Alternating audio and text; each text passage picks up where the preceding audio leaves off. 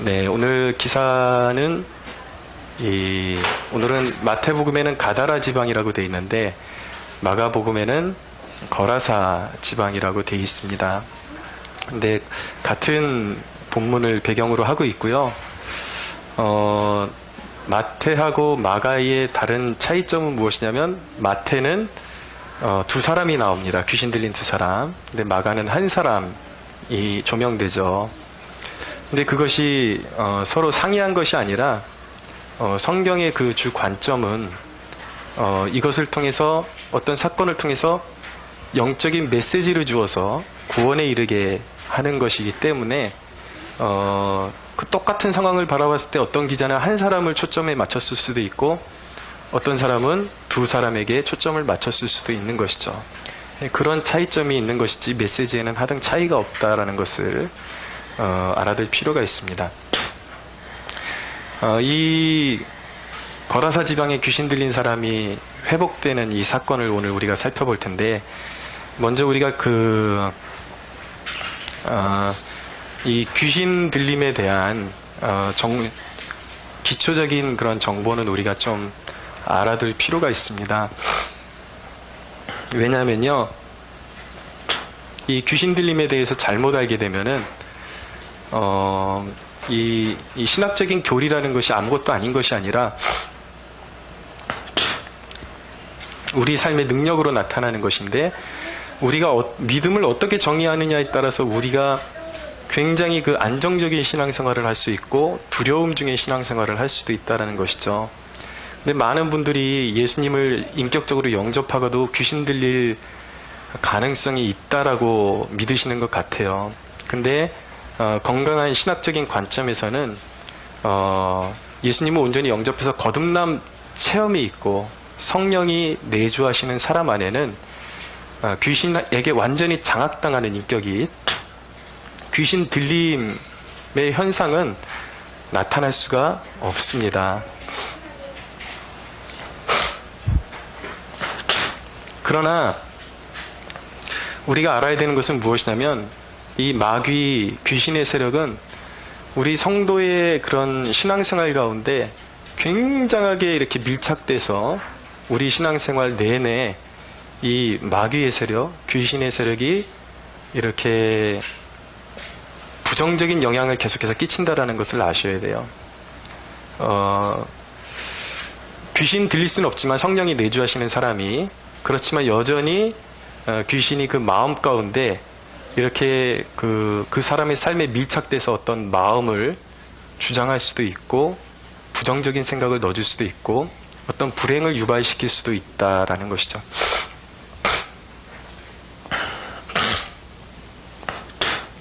누가복음 4장 13절에 보면 예수님께서 그 시험을, 세 가지 시험이 나오죠. 그 대표적인 시험이 나오는데 이제 그 아담이 시험에 넘어진 것을 다시 회복시키시는 사역을 예수님이 하시죠. 예수님이 시험을 다 이기셨는데 마귀가 예수님을 떠나가요. 근데 누가복음 4장 13절에는 뭐라고 말씀하냐면 마귀가 잠시 주님을 떠났다라고 말씀하고 있습니다. 그러니까 예수님이 이 땅에서 공생애를 살아가시는 데 있어서도 마귀가 어떤 그런 주기적으로 예수님의 삶을 뒤쫓으면서, 죄송합니다. 제가 만성적인 기관지염이 있어서 되게 괴로워요. 제가 먼저 치유받아야 될 사람이 여기 있어요.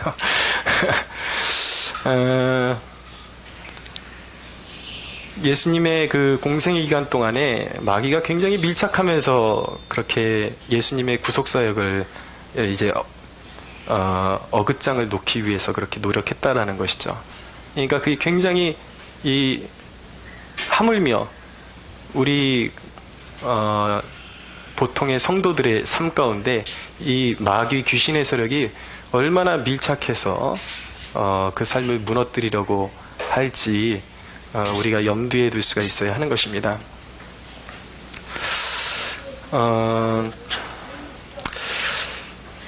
여러분, 나로 살아간다라는 것, 회복된 내 자신으로 살아간다라는 게 쉽습니까? 그러니까 우리가 예수님 만나고 영적 자유를 얻었다 그러는데 우리가 참된 영적 자유를 누리면서 살아가기가 쉬운지 우리가 질문을 던져볼 필요가 있습니다.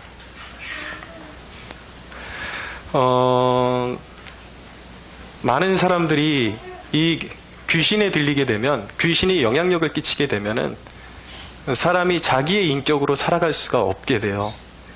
오늘 이 거라사 지방에 귀신 들린 사람을 보면은 굉장히 사나웠다라고 말씀하고 있습니다. 자기 인격이 아닌 거예요. 이 사람은 귀신 들린 이후로 자기 인격으로 살아본 적이 없어요. 이것에 대한 더 구체적인 본문이 마가복음 5장 13절에서 15절에 나오는데, 이 사람은 매일 무덤에서 소리 지르고 돌로 자기 몸을 이렇게 자해하면서 그렇게 하루하루를 살아갔다라고 말씀하고 있습니다. 얼마나 불행합니까? 한 사람의 인격으로 태어났는데 자기 자신의 모습으로 살아가 본 적이 없어요. 안 그러고 싶은데 무언가에 막 붙잡혀서 막 분노가 치밀어 오르고 살인 충동이 치밀어 오르고 악한 생각들이 치밀어 오르고 이런단 말이죠. 근데 여러분, 이것이 귀신 들린 사람의 문제만이기만 할까? 예. 아까 말씀드렸지만, 그러니까 예수님을 영접한 사람에게도 마귀가 얼마나 그 가까이 근접해서 그 사람의 인격을 무너뜨려 놓을 수 있는지 우리는 그 부분에 대해서 굉장히 경각심을 가져야 하는 것입니다. 여러분들이 여러분들 자신으로 살아가고 있습니까? 하나님이 회복된 여러분들의 모습을 날마다 지켜가는 축복을 누리고 계십니까? 근데 여러분, 생각해보면 우리가 얼마나 이 사단에게 매여서 살아가는지 우리가 쉽게 알 수가 있습니다. 생활의 염려만 당장 와도 그새 어저께 은혜 받고 와서 할렐루야를 외치다가 갑자기 이제 내일이 보이지 않고 생활의 염려가 오면 갑자기 막 가슴이 조아려 오고 온 천지의 걱정을 한 몸에 안은 것 같은 그런 두려움이 오죠. 어떤 때 막 미움이 생깁니다. 근데 미워할 때 그 당사자의 마음은 어떠냐면, 저 사람만 아니면 저 사람 때문에 내 행복이 저해되는 것 같아요. 저 사람만 제거되면 나한테 행복이 올 것 같은데, 진리는 무엇이냐면, 근데 희한하게 거의 여러분들 보십시오. 잘 보세요. 거의 한 사람 내지 두 사람이 집중적으로 미워요, 보면은. 예, 근데, 예, 웃으시는 거 보니까 저를 미워하시는 건 아닌지. 집중해서 미워하는 사람이 있어요. 근데, 그게 그 사람 때문이 아니다라는 것을 쉽게 알 수 있는 게, 그 사람이 내 눈앞에서 사라지잖아요? 그러면은 내가 미움에서 자유해지는 게 아니라 갑자기 미운 생각이 들지 않았던 사람이 상대가 교체가 돼요. 그 사람이 떠나간 자리에 다른 사람이 교체가 돼요. 평소에는 밉지 않은 사람인데 그렇게 미운 생각이 들어오기 시작합니다. 왜냐하면 인간 안에 미움이라는 프레임이 있기 때문에, 마귀가 짜놓은 그것이 무너지고 사라지지 않는 한 계속해서 인간은 미움에 사로잡혀 살 수밖에 없는 거예요. 미움에 사로잡히고. 근데 그것을 안간힘을 쓰고 한번 싸워서 이겨내보려고 그래서 가까스로 미움을 물리치고 났더니 또 어떤 놈이 들어오냐면 음란이라는 놈이 들어와요. 수시로 분노하고 음란하고 분노하고 실증내고 짜증내고 음란하고, 우리의 마음속에 어떻게 내 안에 내가 이렇게 많은지, 옛날에 조성 뭔가요? 내 안에 내가 너무나도 많다라는, 그게 사실은 그 가사를 지으신 분이 하덕규 씨거든요. 교인이라고요. 인간의 심리를 많이 알고 쓴 곡이죠. 그래서 마가복음 5장 9절에 보면 예수님께서 이 귀신 들린 사람 안에 있는 귀신을 향해서 네 이름이 무엇이냐라고 물으니까 이 귀신이 대답하기를 군대입니다 라고 대답합니다. 군대라는 뜻은 헬라어로 레기온이라 그래요. 이 군단이라는 뜻이 한 군단. 한 군단이 여러분 몇 명인지 아십니까? 로마의 한 군단? 6,000명의 한 군단이에요. 한 사람의 인격 안에 그러니까 그게 산술적으로 그냥 딱 맞게 6,000명이 들어와 있다는 건 아닌데, 그만큼 수많은 2,000마리의 돼지떼에 들어갈 정도의 귀신이 한 인격을 사로잡을 수가 있다라는 것이죠. 그러니까 이게 미치는 거예요, 사람이. 막 미움에 사로잡혔다, 증오에 사로잡혔다, 돈 걱정에 사로잡혔다가, 음란한 마음에 사로잡혔다가, 막 이상한, 그러니까 이 정상인 사람이 없는 그런 거죠. 근데 여러분, 이 귀신 들린 자의 특징이 무엇이냐면, 사람들이 하도 소리를 지르고 난동을 피우니까 쇠고랑에다가 팔다리에다 묶어놓으면 그걸 다 끊어버린대요. 쇠고랑도. 여러분, 귀신 들린 사람이 얼마나 힘센지 진짜 힘이 셉니다. 저는 예전에 그 아버님 목회하는 그런 현장에서 오래 봐왔기 때문에 실제로 귀신 들린 사람을 우리 집안에다가 데려다 놓은 적도 있었거든요. 막 여자가, 남자들도 힘이 감당을 못해요. 이 귀신 들린 사람 특징은. 근데 쇠고랑으로도 그것을, 쇠고랑으로 묶어놔도 끊어낸다라는 것은 뭐예요? 그 귀신의 힘을 제어하려고 아무리 몸부림쳐도 제어할 수가 없다라는 것이죠. 그러니까 인간의 의지로 우리에게 해코지하고 더러운 마음을 가져다주는 그런 수많은 유혹들과 시험들을 이겨내기에는 역부족이라는 것이죠. 인간의 힘으로 안 된다라는 거예요. 쇠사슬도 끊어내는 게 귀신의 힘인데 우리의 의지로 그것을 끊어낼 수가 없다라는 것입니다. 이 귀신에게 영향받고 매인 영혼, 우리도 버젓이 주일날 어느 때 은혜 받고 나가서 집으로 할렐루야 하고 집으로 갔다 그 다음날 자고 일어나면 또 집에서 한바탕 싸우고 나거나 아니면 뭐 누가 나를 언짢게 했다 그러면 갑자기 막 증오가 올라오고, 이 메인 영혼들이거든요. 이 메인 영혼들이, 이게 그러니까 하나님이 나의 형상을 회복시켜 주셨는데 이거를 제대로 관리를 못하니까 나로 살아갈 틈이 없는 거예요. 다른 인격으로 살아가고 있는 우리의 모습이라는 것이죠. 근데 나로 살아가기 위해서는 어떻게 해야 되는가? 첫째는 주님 앞에 우리를 노출시켜야 하는 것입니다.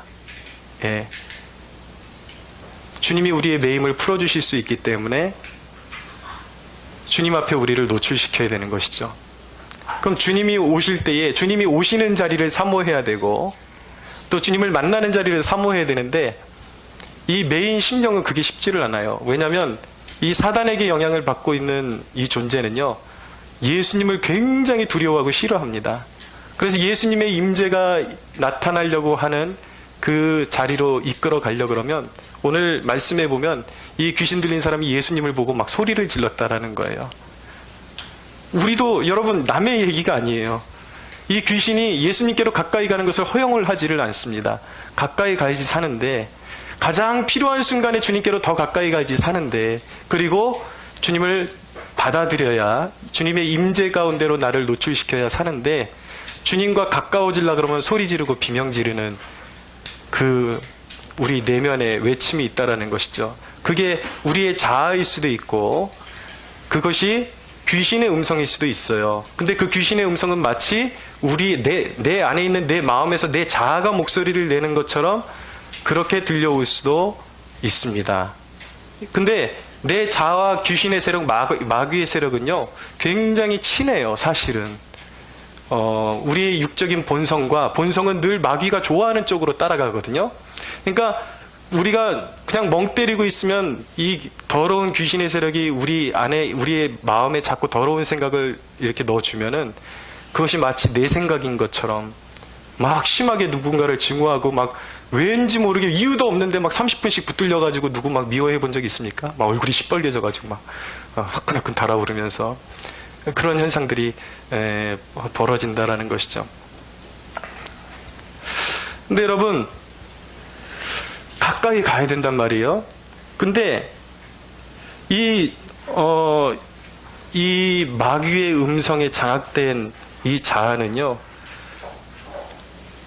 주님이 오시면 그렇게 묻습니다. 이 귀신 들린 사람이 달려와서, 이 안에 귀신이 얘기하는 거죠. 귀신이 우리를, 29절 하반절에 보면 우리를 괴롭게 하려고 여기 오셨나이까. 우리를 괴롭게 하려고. 예수님이 오시는 이유는 뭐예요? 구원하려고 오시는 거예요.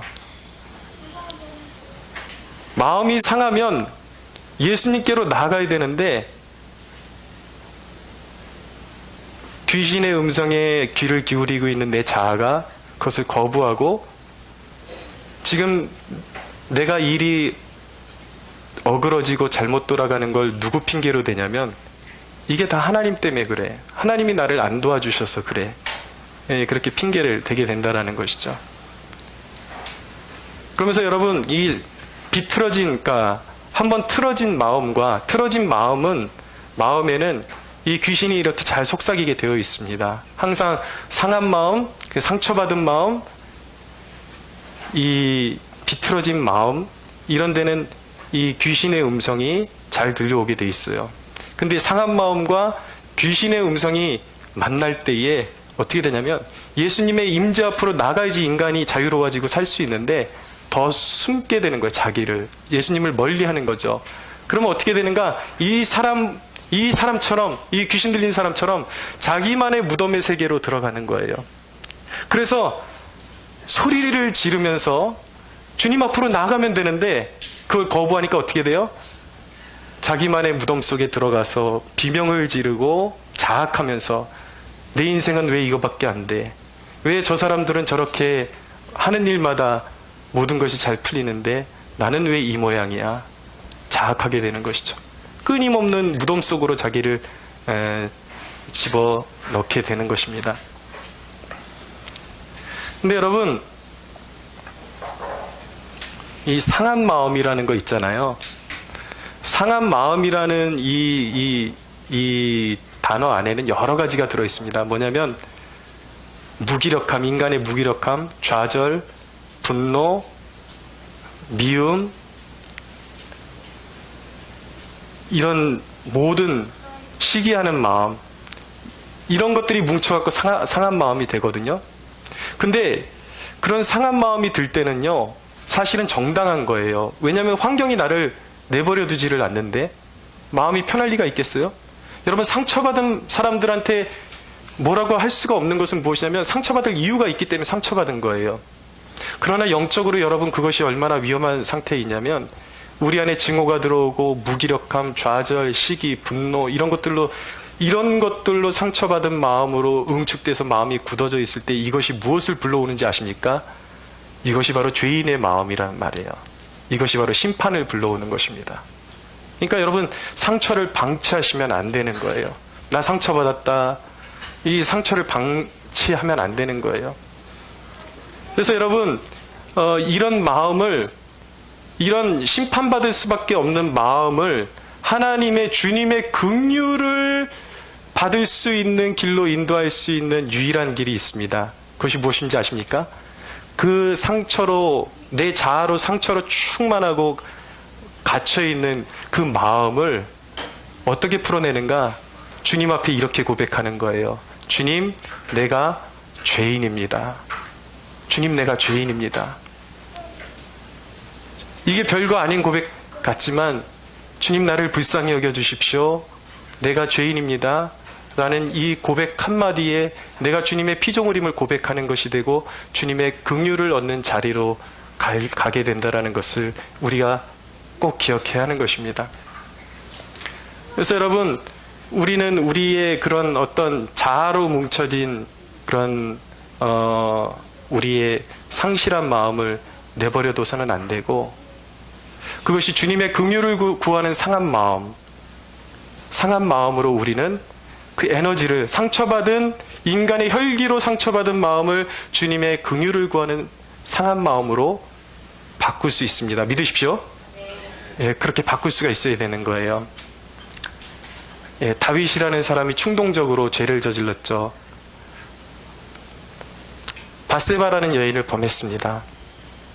근데 나단 선지자에게 다윗이 책망을 받고 그는 자신이 그러지 않았다라고 그렇게 어떤 핑계를 대거나 아니면 그렇게 죄를 지적하는 사람을 미워하지 않고 바로 주님 앞에 엎드렸습니다.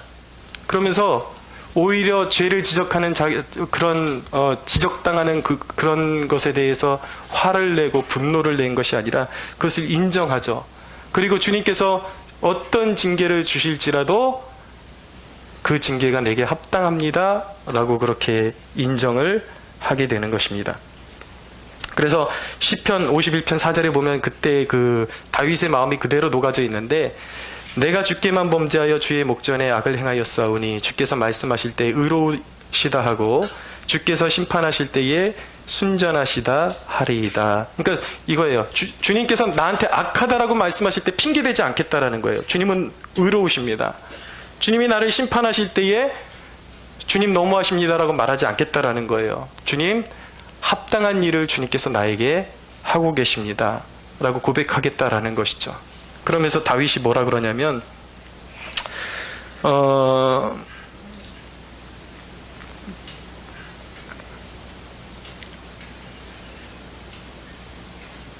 51편 17절에 보면 하나님께서 구하시는 제사는 상한 심령이라 하나님이여 상하고 통회하는 마음을 주께서 멸시하지 아니하시리이다 라고 말씀하는 것입니다. 그러니까 우리 안에 있는 모든 고통들을 회개의 마음으로 바꾸고 주님 앞에 내가 죄인이다라는 것을 핑계대지 않고 그대로를 인정하고 주님, 내가 죄인입니다. 내 마음이 상했습니다. 세상을 바라보며 실족할 뻔했습니다.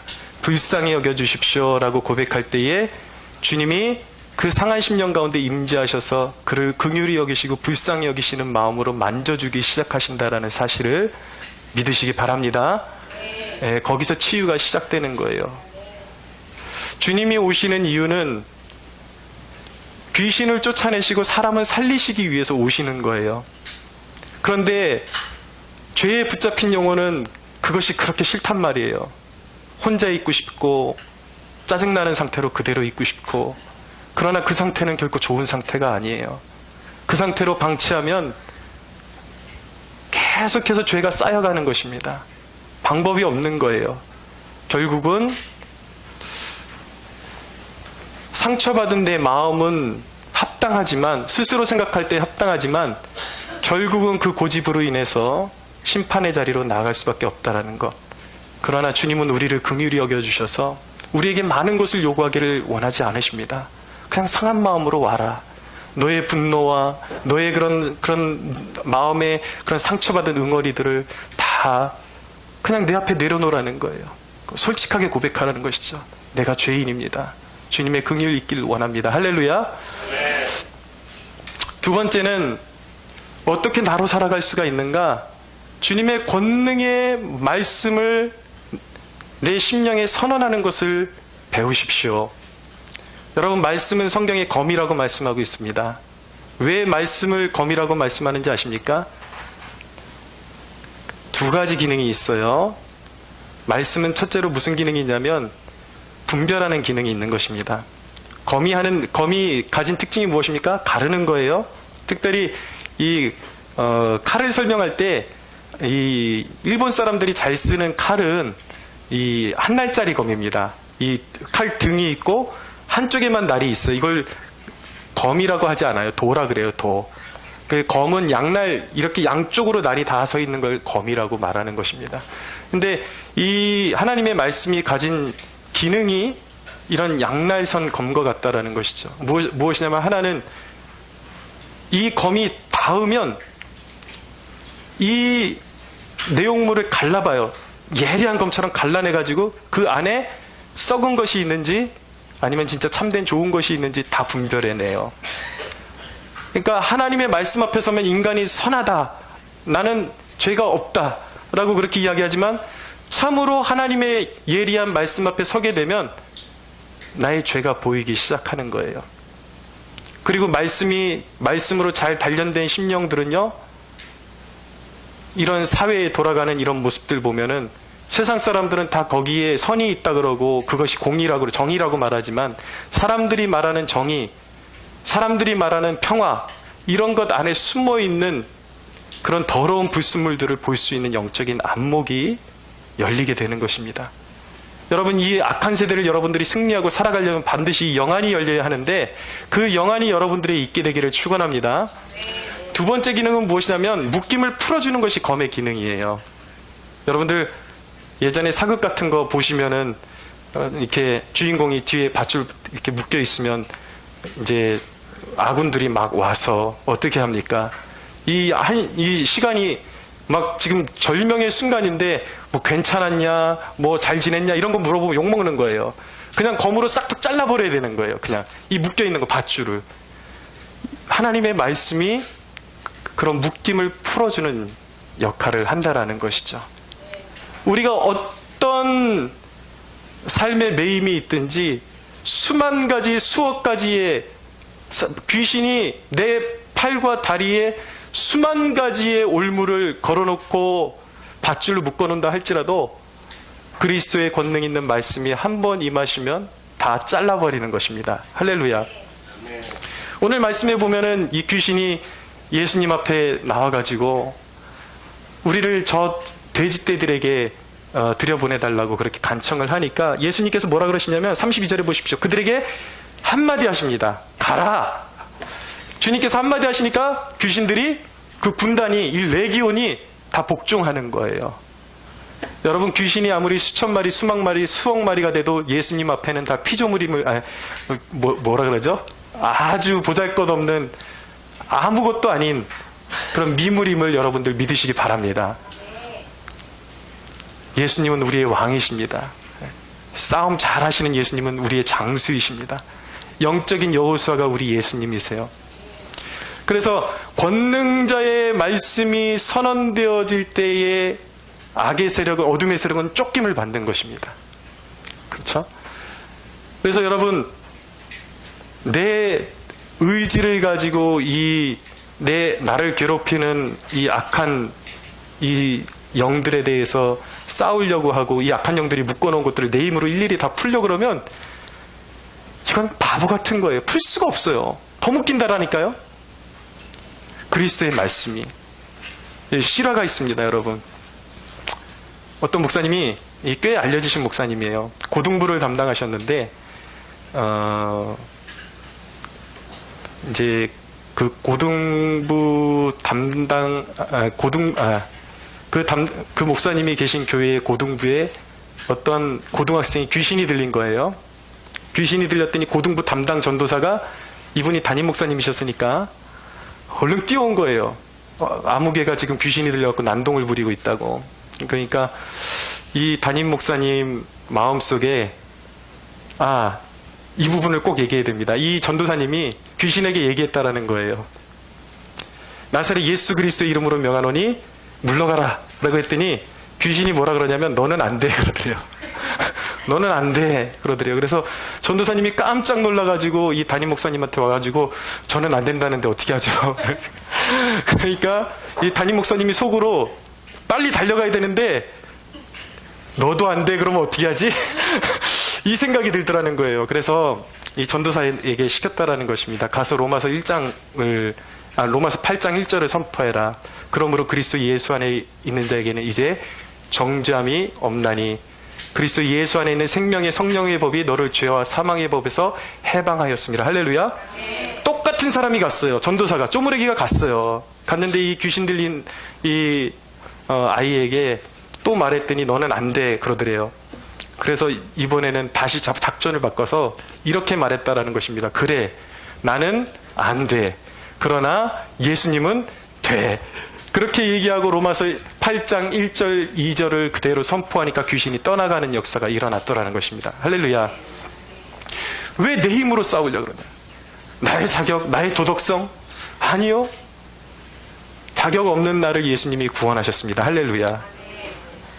예수님은 우리를 보호하시는 선한 목자가 되십니다. 지팡이와 막대기로 우리를 안위하시고 지켜주시는 예수의 이름의 권위. 오늘 아침에 제가 깜짝 놀랐습니다.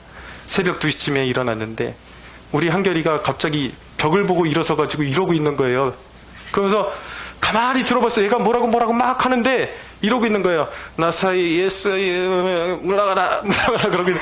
그래서 한결아 뭐라고? 너 꿈꿨구나. 무슨 꿈 꿨지? 나사렛 예수 이름으로 명하노니 물러가라 이거 하고 싶어 그랬더니 그래서 이제 제가 얘기해줬죠. 나사렛 예수 그리스도 이름으로 명하노니 물러가라. 한결아 이제 됐어? 그랬더니 됐대요. 무서운 꿈 꿨는데 이제 평안이 온 거예요. 할렐루야. 저는 깜짝 놀랐습니다. 저는 저 나이 때에 그런 일을 할 상상을 하지를 못했어요.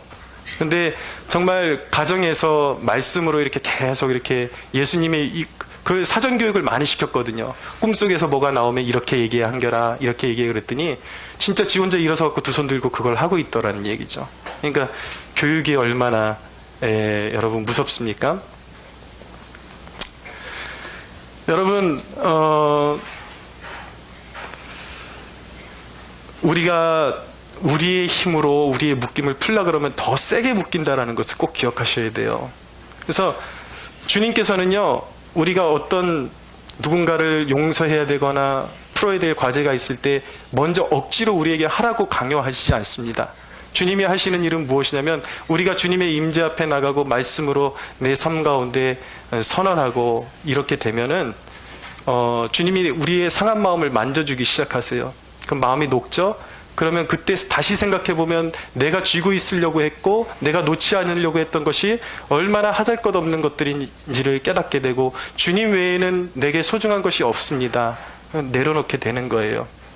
이 말씀을 선언하는 것이 우리를 얼마나 자유케 하는지 경험할 수가 있어야 된다고요.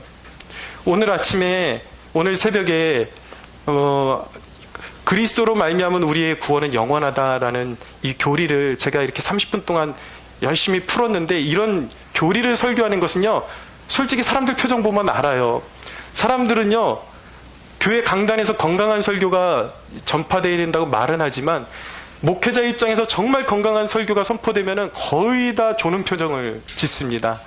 재밌는 얘기를 좀 해줘야 이게 이제 얼굴이 반짝반짝, 눈이 반짝반짝해지는 것이죠. 연약함이 있어서 그래요. 근데 진짜 좋은 설교는요, 막 좋은 많은 양념을 치는 설교가 아니라 명확한 교리를 붙드는 거예요. 예수 그리스도께서 내 안에 주신 구원은 취소될 수 없고 주님은 나를 영원히 보존하신다. 할렐루야. 사망이나 생명이나 그 어떤 피조물이라 할지라도 나를 그리스도 예수 안에 있는 하나님의 사랑에서 끊을 수 없느니라. 믿으십시오. 이게 왜 중요해요? 여러분, 아무리 수많은 여러분들이 지식이 있어도 그 지식이 여러분들을 살리는 것이 아니라 한 방이 살리는 거예요. 그러니까 이 교리를 여러분들이 배웠으면 머리로 이해하는 데서 끝내는 것이 아니라 그러면 아무런 능력도 나타나지를 않아요. 주님이 나를 영원히 버리시지 않는다라는 것을 배웠으면 내 영의 선포를 해야 되는 거예요. 선언을 해야 되는 거예요.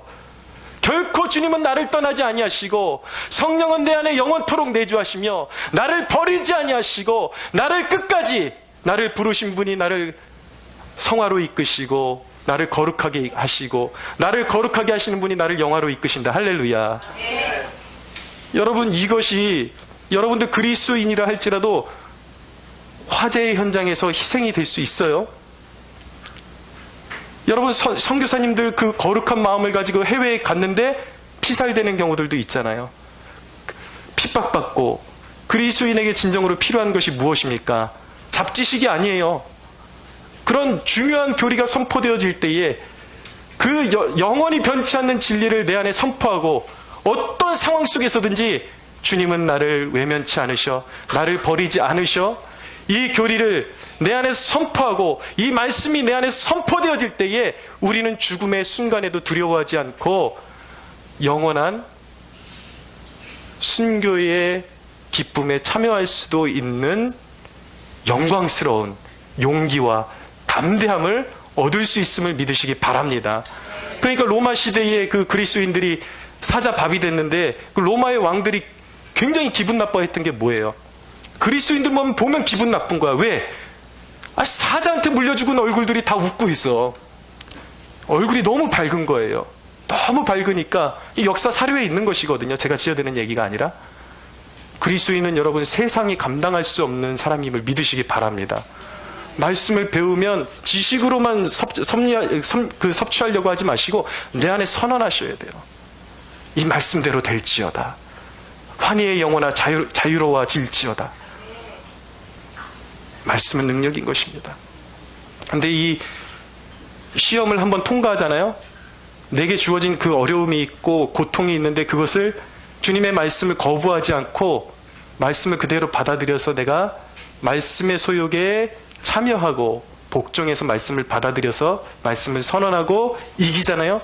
성경을 보십시오. 제 말이 거짓말인가? 영적인 싸움은 반드시 싸워서 이겨낼 때마다 하나님의 큰 상급이 주어진다는 사실 믿으시기 바랍니다. 항상 전리품이 있어요. 전쟁에 이긴 자에게는 하나님이 그냥 맨손으로 돌려보내지 않으세요.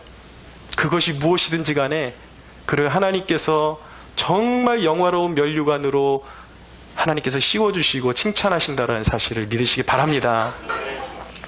자, 여기서 한 가지 질문이 이제 대두됩니다. 이 본문에서 새로운 질문이 대두되는데 뭐냐면 2,000마리의 돼지가 희생됐어요.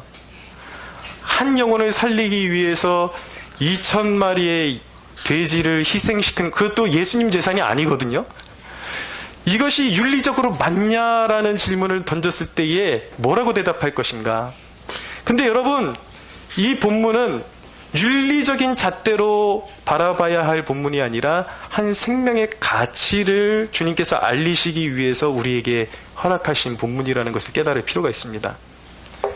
윤리적으로 맞냐? 근데 윤리 위에 뭐가 있는지 아십니까, 여러분? 인간의 윤리 위에 하나님의 계명이 있습니다. 하나님의 계명 위에 무엇이 있는지 아십니까? 그 계명을 지으신 창조주가 계십니다. 어디 인간이 법을 하나님 앞에 들이대냐고요. 다윗이 고백했습니다. 은도 내 것이요 금도 내 것이요 세상의 모든 피조물과 만물이 하나님의 것이라는 거예요. 할렐루야.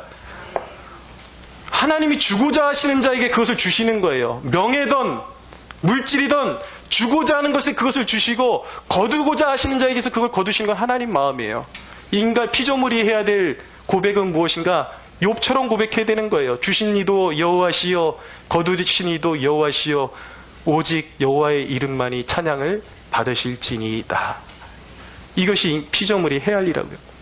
근데 여러분,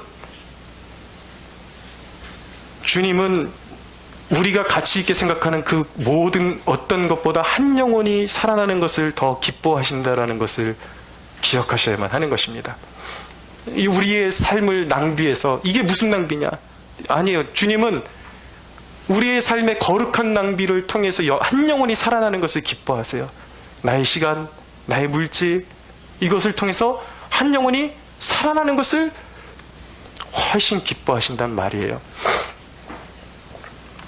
여러분, 라이언 1번 일병 구하기라는 영화가 있습니다.